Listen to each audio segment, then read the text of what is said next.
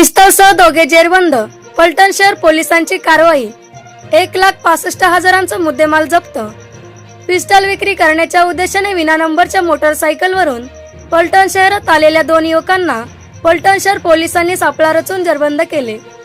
त्यांच्याकडून देशी बनावटीचे पिस्तल, एक जिवंत काडतूस व विना नंबरची युनिकॉर्न मोटरसायकल असा एकूण 1,65,200 रुपयांचा मुद्देमाल जप्त करण्यात आला.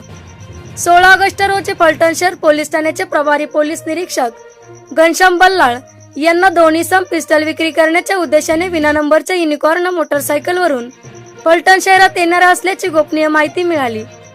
त्यानुसार पोलिसांनी स्टेट बँक ऑफ इंडिया शाखा फलटण शहराजवळ सापळा रचून दोघांना ताब्यात घेतले. त्यांची अंगझडती घेतली असता मागे बसलेल्या इसमाच्या कमरेला खोचलेली देशी बनावटीचे पिस्तल व मॅगझिनचे एक जिवंत काडतूस आढळून आले. पोलिसांनी पिस्तलसह अन्य मुद्देमाल जप्त केला. या प्रकरणी फलटण शहर पोलीस ठाण्यात गुन्हा रजिस्टर नंबर 303 ते 2026 शस्त्र अधिनियम कलम 3 ते 25 सह महाराष्ट्र पोलीस कायदा कलम 135 अन्वये गुन्हा दाखल करण्यात आला आहे. या कारवाईत जय दयानंद मागाडे वय 20 राहणार आंबेडकर नगर साखरवाडी व प्रदीप संतोष गोरे वय 22 राहणार खामगाव रोड साखरवाडी यांना अटक करण्यात आली आहे.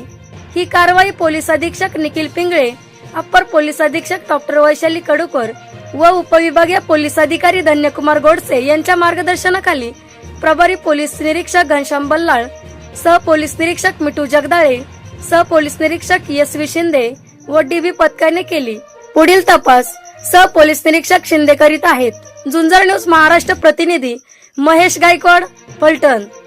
अशाच ताज्या घडामोडी पाहण्यासाठी आत्ताच झुंजार न्यूज महाराष्ट्र या चॅनलला लाईक, शेअर आणि सबस्क्राईब करा.